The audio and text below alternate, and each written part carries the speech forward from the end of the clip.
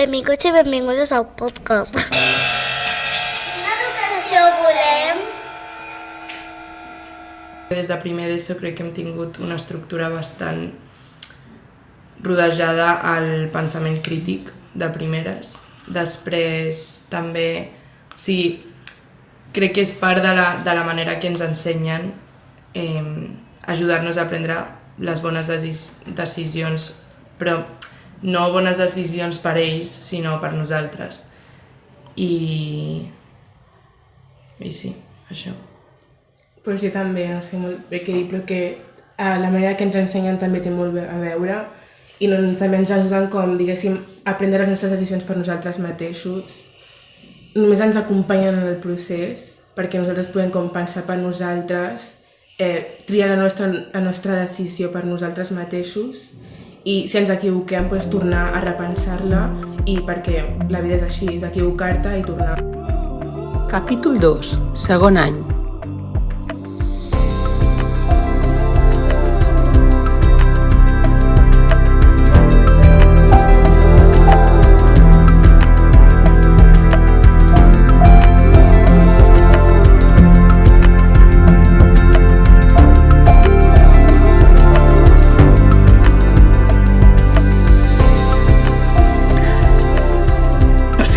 Estimat oïdor, faig un voluntariat. Consisteix a ajudar alumnes d'ESO a fer deures i repassar. La majoria són d'origen magribí. Els costa parlar català. Diuen que no l'entenen, però en saben més del que es pensen. El que realment els limita és el vocabulari. L'altre dia, la Mira em va ensenyar un examen de català. L'havia suspès amb un 3-2. Les faltes d'ortografia li restaven punts. La Salma i en Habib, igual. Pocs dies abans, en les entrevistes individuals que els fem, tots tres s'havien expressat el mateix.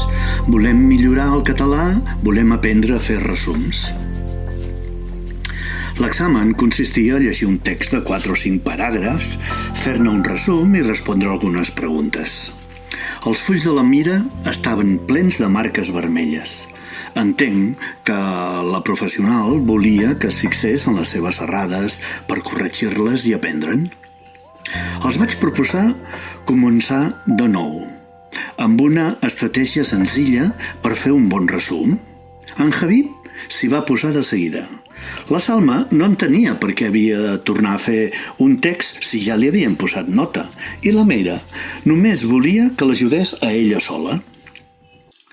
Tinc el mal costum, o potser no és tan mal costum, de donar voltes a certes experiències. I avui, que parlem d'avaluació, vull compartir-ne algunes reflexions.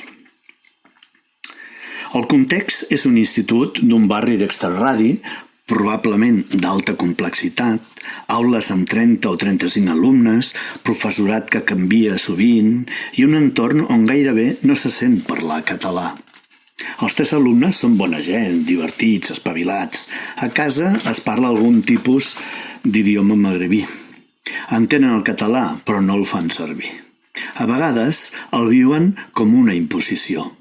Si els demanes que el parlin, la majoria ho fan, però responen en castellà. Intento posar-me a la pell del professor que ha corregit aquell examen. Veig algú compromès, que vol fer bé la seva feina. Les marques vermelles, les notes, els cercles ho demostren, però també penso en el temps que li ha dedicat. Posem 3 minuts per alumne, 35 alumnes per grup, i deu de tenir uns 5 grups, en total 9 hores de correcció. I aquí veig el peix que es mossega la cua. Aquest docent vol que els seus alumnes aprenguin, però el sistema d'avaluació que utilitza li ofereix proves que realment aprenen? O només certifica el que no saben? Pel que m'expliquen la Salma, en Habib i la Mira, a classe no poden fer servir diccionaris ni consultar els companys. Quan parlen de com fer un resum, tampoc els hi noto que tinguin al cap una estructura, una mena de base d'orientació. Imagino que no deu ser fàcil governar una classe així. I per mantenir l'ordre, potser s'acaba imposant un funcionament rígid que genera desafecció cap a l'assignatura i potser també cap al mateix professor, tot i que sigui una bellíssima persona. I torno a veure el peix que es mossega la cua.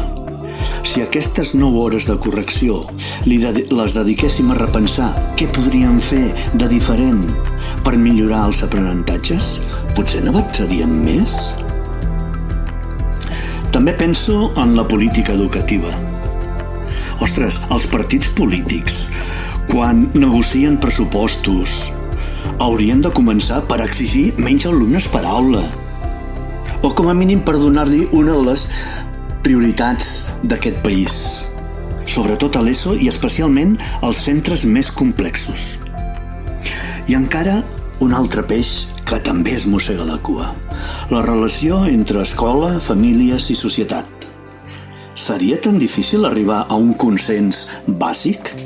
Que l'educació és, primer, responsabilitat de les famílies, que els centres educatius hi tenen molt a fer i que la societat, al carrer, a la televisió, a la ràdio, als mitjans audiovisuals i les xarxes, també s'educa. Necessitem tota la tribu per educar els nostres infants i joves. Però no tot és negre, hi ha motius per l'esperança. A l'Institut Angeleta Ferrer, per exemple, els professionals han repensat què vol dir avaluar. I ho han fet concretat en 4 àmbits molt clars. Fan una avaluació sistemàtica a través d'un feedback específic amable i útil. Fan exposicions públiques dels projectes realitzats, fan reunions d'avaluació conduïdes per alumnat i a final de curs cada alumne fa presentacions dels aprenentatges que ha assolit aquell any. Passejant per l'Angeleta Ferrer he sentit parlar a les parets i m'he carregat d'esperança, perquè hi ha escoles i instituts que demostren que una altra manera d'avaluar és possible. Una avaluació que acompanya, que orienta, que fa créixer. D'aquella manera que també ja porta anys explicant-nos la Neus Sant Martí i l'equip d'Avaluar per Aprendre de l'Associació de Mestres de Rosa Sensat. Ara us convido a escoltar l'Abraham, director i profe de mates de l'Institut Angeleta Ferrer, i també l'Anaïs i la Bea, alumnes de quart de l'ESO. Amb ells parlem de com viuen l'avaluació que ajuda a aprendre. I si em permets una frase lapidària, digues com avalues i et diré quin professional ets.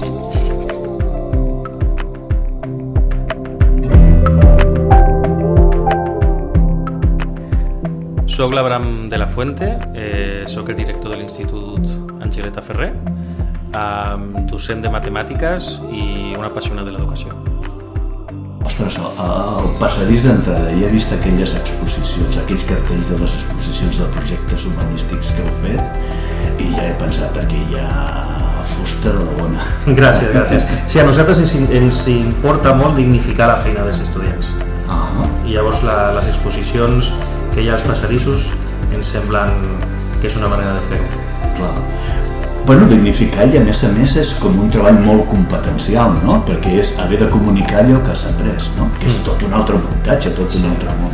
I no tractar les feines dels alumnes com això, com feines dels alumnes, sinó com una exposició artística de veritat. Exacte. Ostres, clar, li deuen de trobar un sentit important el que aprenen. Sí. M'imagino que s'ho deuen de passar força bé, no? Sí, espero que sí. Esperes que sí. Molt bé. Bueno, escolta, mira, saps que hi ha molt debat sobre les maneres d'ensenyar, tot el tema de les competències. Vosaltres, com a equip, heu decidit deixar d'ensenyar? No. Per nosaltres, ensenyar és tot allò que fa el docent per ajudar els estudiants a aprendre. I, per tant, com que aquí el centre, el focus està en l'aprenentatge dels estudiants, doncs l'ensenyament és molt important. Molt important, clar que sí. Bé, escolta, havíem quedat per parlar sobre l'avaluació i a mi em sembla un tema molt interessant, sobretot en un institut, no? Ens podries explicar com veieu vosaltres l'avaluació? Sí, doncs mira, l'avaluació per nosaltres és una conversa, en el sentit que l'avaluació és allò que fem, no? Tant els docents com els estudiants, que ens serveix com a motor d'aprenentatge. Llavors, el nostre enfocament de l'avaluació està basat en 3 preguntes clau, que són... La primera és per què és important allò que estàs aprenent. La segona és com et va en aquest aprenentatge. Si un alumne, un estudiant sap dir com li va en un aprenentatge, vol dir que està apuntant als criteris d'èxit i sap, no?, que és el que s'espera. Clar, pren consciència, no?, del que està fent. Sí. La importància del que està aprenent també ens ajuda molt en el sentit de que tenim molts estudiants que quan arriben a casa i expliquen què és allò que han fet a l'escola, no?, que has fet avui, doncs poden respondre, avui estem fent un coet. I en el sopar es troben que la mare o el pare, no, li diuen, un coet, que xulo, i amb això esteu aprenent física. Sí, perquè estem aprenent cinemàtica, en moviment, no? I estem aprenent matemàtiques, però malauradament aquest no és l'estàndard d'estudiants ni que tenim nosaltres ni que hi ha a Catalunya. Llavors, entendre el sentit d'allò que estàs aprenent contribueix amb el disseny universal de l'aprenentatge. Per tant, per nosaltres, entendre el sentit i donar-li importància a allò que estàs aprenent doncs és una qüestió bàsica que ens ajuda amb l'equitat. Mira, em fas pensar, ara et diré com a mínim en teletransportes 20 anys enrere, que jo estava a l'aula amb una classe de quart de primària, no t'ho perdis, i vam decidir fer canvis també, no? I, ostres, recordo que jo m'havia de passar estones amb els alumnes dient-los què creieu que estem aprenent quan estem fent això, no? Clar, és que això és bàsic. Sí, perquè de vegades els professors, les professores, no, donem per fet que els alumnes han d'aprendre allò que nosaltres ensenyem sense caure en que és important, no?, que ells sàpiguen el sentit d'això que estan aprenent. I quan això no passa a casa, ha de poder passar a l'escola per poder garantir, no, l'equitat de tots els estudiants.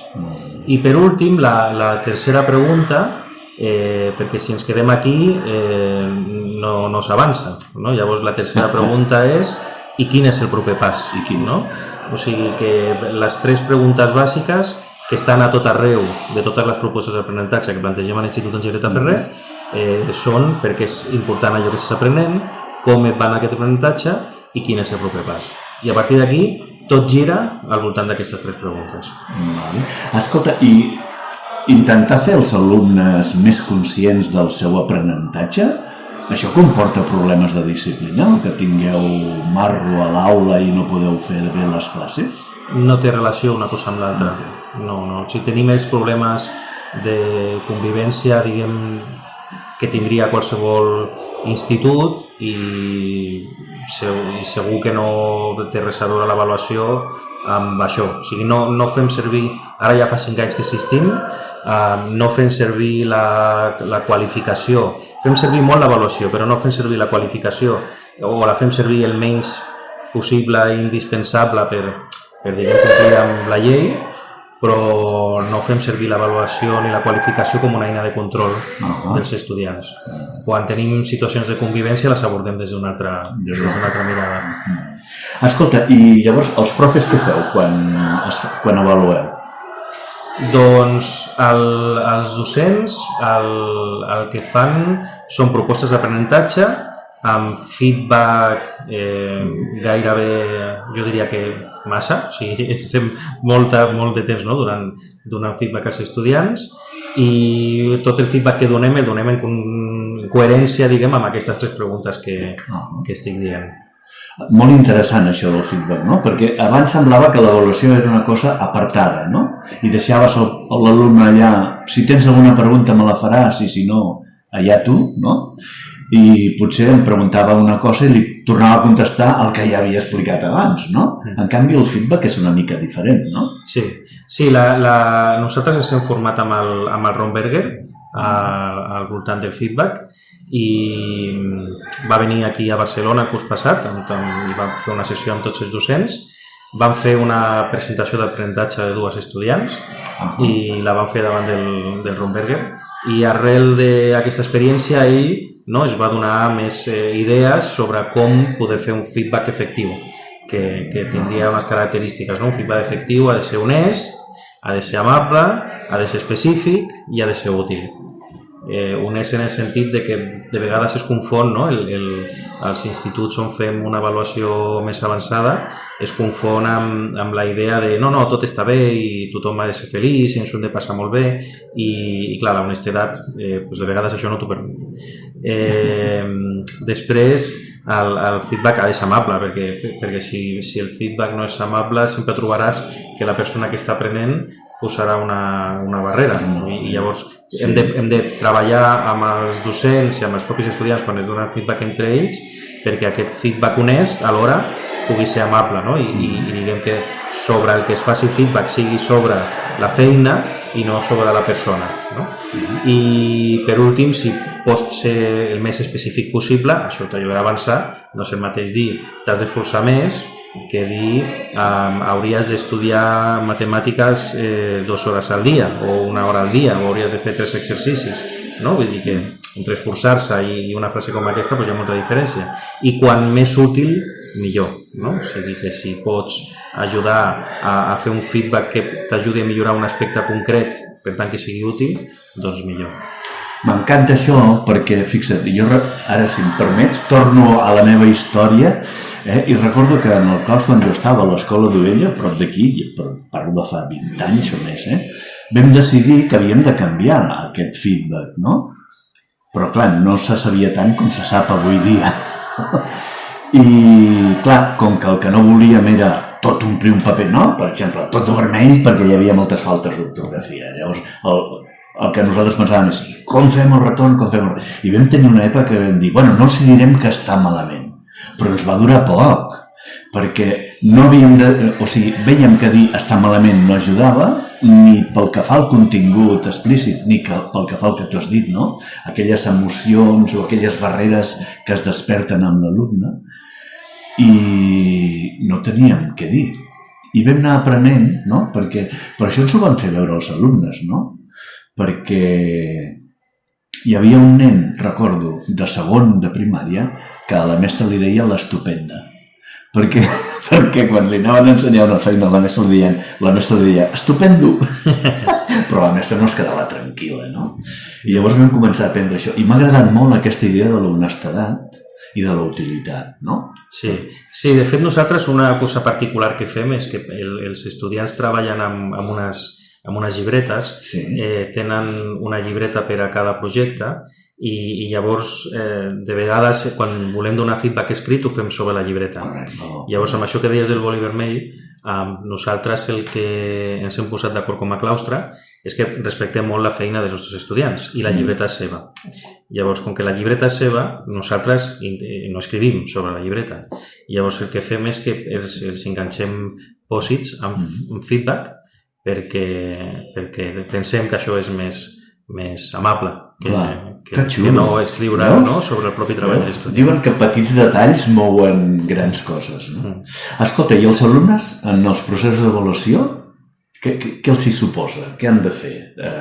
Sí, doncs nosaltres tenim com dues vessants de l'avaluació, no? En el sentit que tenim l'avaluació del dia a dia, en què hi ha aquestes converses, aquest feedback, aquestes converses o aquest feedback escrit, de vegades ho fem els docents, de vegades ho fan entre els estudiants i de vegades també els demanem als estudiants que donin feedback als docents. I després tenim, diguem, la línia temporal de tot el curs. Llavors, els estudiants en aquesta línia temporal el que fan és que cada avaluació fan com una mena de rendiment de comptes davant de la família i el tutor. Cada trimestre tenen una reunió d'avaluació conduïda per l'alumne, que nosaltres en diem RACA, en què expliquen a la seva família què és el que han après durant aquell trimestre.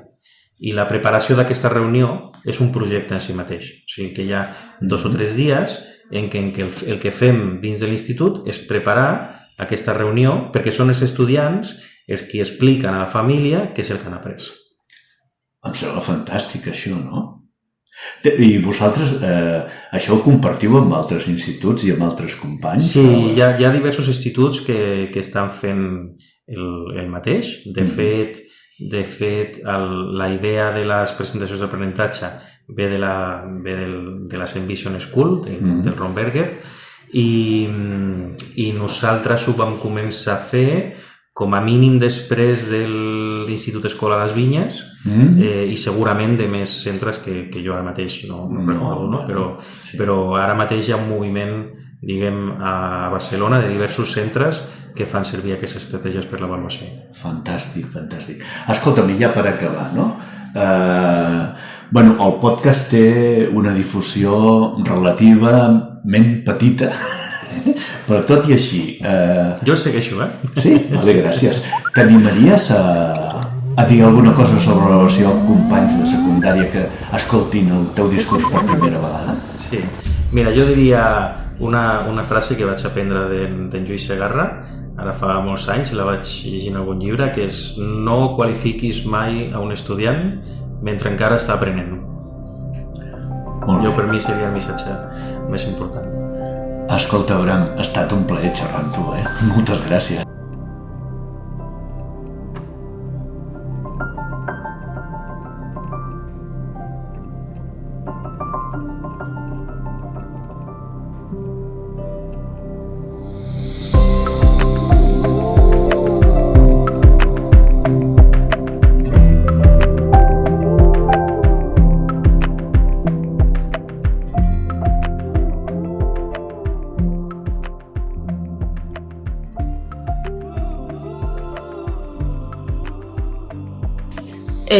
Hola, bon dia, em dic Bea, vaig a quart d'ESO i crec que la meva part preferida de l'institut és ser ambaixadora. Bon dia, soc l'Anaïs, estudiant de quart d'ESO a l'Institut Angeleta Ferrer. Porto 4 anys a l'institut, o sigui, des de primer d'ESO. Crec que la meva part preferida de l'institut seria els projectes, la mobilitat que tenim a l'institut i com tenim una bona confiança amb tothom. Molt bé, escolteu, vosaltres, ja que sou alumnes de quart d'ESO, no? Deveu de tenir amigues i amics que són d'altres instituts. Noteu alguna diferència en quant a aprenentatges, estudis? Parleu entre vosaltres coses? Què us dieu, no? Doncs jo tinc, totes les meves amigues que de fora, o sigui que no són de l'institut, van a instituts tradicionals, perquè, tampoc és que hi hagi molts com aquest. Llavors, doncs sí, em van explicant, algunes ja estan a batxi, algunes encara estan a quart d'ESO, i, sí, és molt diferent, o sigui, elles sí que és veritat que han de ficar el seu horari fora de l'institut molta més part d'estudis i de deures i de tal, i també dins del seu institut hi ha moltes coses que són tan diferents que és que a vegades no ens ho podem ni creure, saps? Però sí. O sigui, jo noto una diferència i crec que qui sigui que vagi a aquest institut i tingui amics de fora també la nota, perquè és molt gran i pel bé o pel dolent, potser, no ho sé. I tu, Anaïs, consideres que aquesta diferència et fa sentir com que de tenir un nivell cultural inferior a les teves companyes que puguin estudiar en instituts més tradicionals? Jo no diria que és com inferior, perquè crec que sigui qui sigui el mètode potser és més diferent, potser té els seus avantatges o desavantatges, però crec que tots aprenen de la mateixa manera.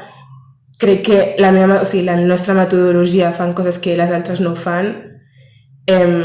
Culturalment no sé què diria, perquè crec que no noto diferència. Sí que, per exemple, hi ha algunes coses que em semblen més correctes, diguéssim, per mi, amb aquesta metodologia que estic estudiant, perquè porto des de molt petita fent-lo des dels encants també. Crec que les altres escoles també haurien de deixar una part més, diguéssim, més d'explorar, perquè quan tu hagis d'anar a batxillerat o sortis de batxillerat, hagis d'anar a la universitat, serà com més, diguéssim, més de la nostra metodologia, per mi, Crec que les altres són més tancades, aquesta és més oberta, té més exploració, té més contacte, té més com maneres de poder expressar-te, en canvi l'altra no, és com exàmens, estudis, etc. És com molt repetitiu per mi seria molt estressant fer-ho. Escolteu, una cosa, perquè en aquest podcast estem parlant d'avaluació. Tu et sents com espiada quan t'avaluen els profes? Espiada? Com si t'espiessin? No? Com et sents, tu, quan us avaluen o quan avalueu les feines a l'institut? Doncs jo em sento bastant autònoma, la veritat. Però perquè aquí la nostra avaluació sol ser per banda nostra. O sigui, no és una cosa que els profes ens diguin, bueno, això ho has fet bé i això no, saps? O sigui, els profes et donen un gran cop de mà, he de dir, però sí que és veritat que et preparen des del primer moment perquè tu, en un cert punt, puguis fer-ho autònomament, tu sol. Escolta, això m'interessa, no? O sigui, quan tu sents que t'avalues tu per tu mateixa, però els profes han desaparegut del mapa o estan allà, al darrere, al costat, fent algun comentari? Doncs jo crec que a mesura que ens hem anat fent grans, o sigui, comparant a primer d'ESO, jo crec que a primer d'ESO sí que estaven més a sobre nostra amb el tema de l'avaluació i amb el tema de tot, la veritat. Però ara sí que és veritat que jo crec que volen com veure com a quin nivell està cadascú de poder autoavaluar-se, saps? Perquè tampoc és una cosa fàcil. Llavors, doncs això. Però sí que és veritat que jo crec que ara, en aquest punt, no és que no estiguin presents, però et deixen bastant a la teva bola. Sí. Escolta, l'Abraham ens ha explicat que feu com que vosaltres prepareu el que creieu que heu après i ho expliqueu.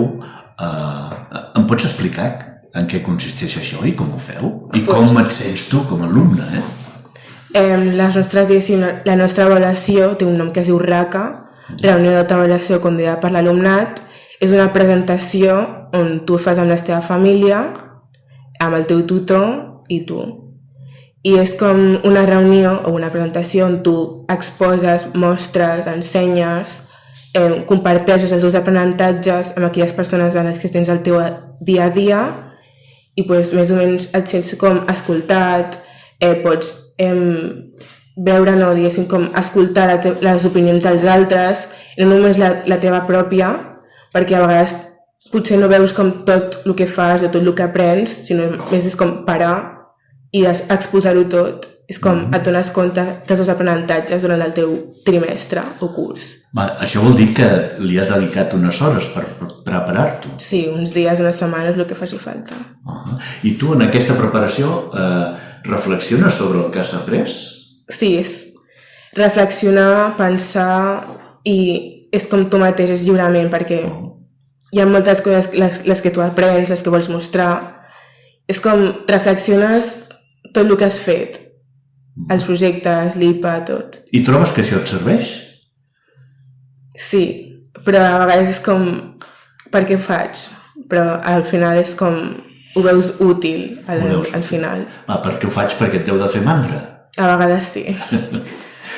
També teniu altres maneres, no?, de presentar els vostres aprenentatges en públic? Les exhibicions públiques, al final de cada projecte, doncs sí, o sigui, això es fa des de que entres. El primer projecte, que és l'intensiu, que es fa les primeres 2 setmanes de curs, de primer d'ESO, això, i que es diu Com aprenem i convivim a l'Angeleta Ferrer. I a partir d'això ja comences una mica a fer-te una idea a partir d'aquest projecte i la primera exhibició de com són les exhibicions públiques, de com són els projectes, de com funcionen i tal. Per mi les exhibicions públiques són molt guais, o sigui, a mi m'agraden moltíssim, perquè és com, per mi també és a l'hora de com veure una mica el meu treball, veure el que vull presentar, veure el que no i tal, és com que m'adono del que he après realment, saps? I de moltes coses que potser mentre estava fent l'aprenentatge no m'havia donat. Llavors, doncs sí, i també verbalitzar-ho ja sap que també t'ajuda a adonar-te, saps? Per això la RACA també ajuda moltíssim, perquè és com quan l'estàs preparant potser no ets tan conscient, però realment has fet un gran aprenentatge. Està bé. Escolta'm, ja per acabar, ja no us atabalo més, vale? Què li diries a una noia de la teva edat que acaba d'arribar a Barcelona i està buscant institut? Crec que depèn de la personalitat, depèn de com sigui aquella persona, perquè encara que sigui una noia de la meva edat, són molt diferents. Sí que li recomanaria que vingués al meu institut, esclar, perquè és el meu institut. Li recomanaria també que no només es caigués com només amb un mètode, que hi ha molts altres, perquè hi ha molts altres instituts que fan coses diferents als clàssics o al nostre, que barregen també de les coses, que se senti còmode, que tingui com certesa del que vol fer, que descobreixi els altres instituts que estiguin al seu voltant i que, no sé, que s'ho passi bé, que faci connexions, amistats, que explori la ciutat. I per acabar, tu també, podries definir més o menys per tu un profe autèntic? Un profe autèntic. Un profe que tu notis, com ha de ser aquest profe que tu creus que és important per la teva vida d'estudiant? Per mi personalment o en general? Bueno, el que tu pensis. Vale, doncs, jo crec que és un profe que t'acompanyi, que realment estigui a prop teu, que t'escolti, que intenti fer el que pugui per acompanyar-te de la manera més màxima possible. No sé, un profe que expliqui les coses amb molta passió, amb molta emoció, que t'inspiri, no sé. Déu-n'hi-do. Bueno, jo et nomenaria responsable de recursos humans del Departament d'Ensenyament. Escolteu, moltes gràcies, i espero que us vagi molt bé a la vida i a l'institut. Gràcies.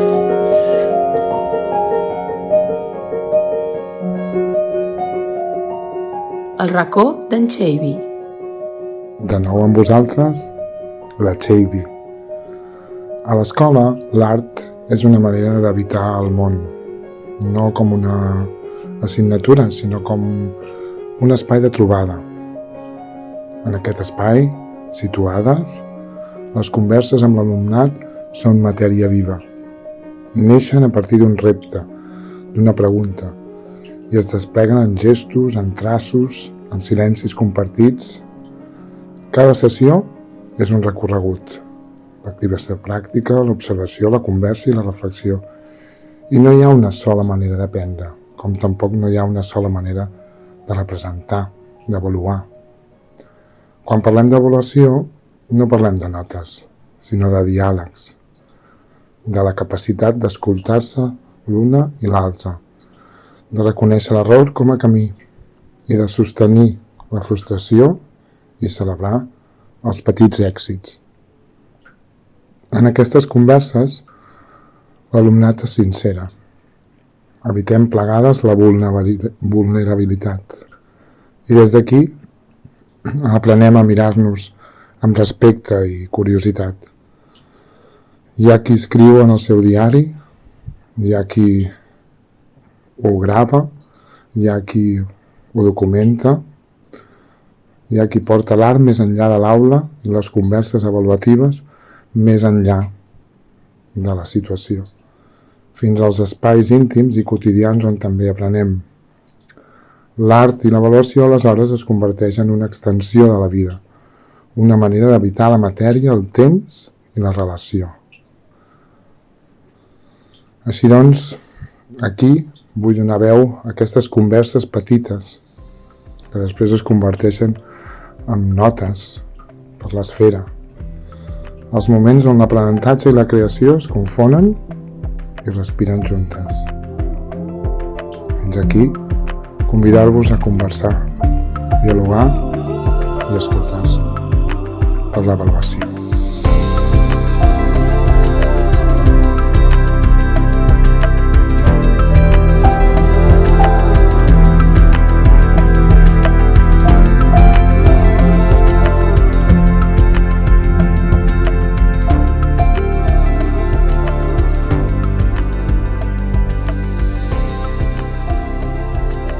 Si t'ha agradat, fes un clic, inscriu-t'hi si encara no ho estàs i escampa entre qui creguis convenient. Només ens mou l'objectiu de fer visible la qualitat de l'educació pública i dels seus professionals, com una forma d'aixoplugar-nos al tsunami retrògrad que ens ve a sobre. Tot el que fem és sense ànim de lucre, seguint aquell proverbi que diu: qui podrà amb el tigre? No serà l'elefant, sinó 1000 formigues. Aquest capítol ha estat possible gràcies a la col·laboració el grup Xiula, que acaba de treure el seu 7è disc anomenat Xiulaland, molt recomanable. Els alumnes de l'escola Samuntada, l'Abraham de la Fuente, director de l'Institut Angeleta Ferrer de Barcelona, la Bea i l'Anaïs, alumnes de quart d'ESO de l'Institut Angeleta Ferrer, en Xavi Núñez, mestre de l'escola Samuntada, i en David Vilalta Murillo. Gràcies i fins aviat!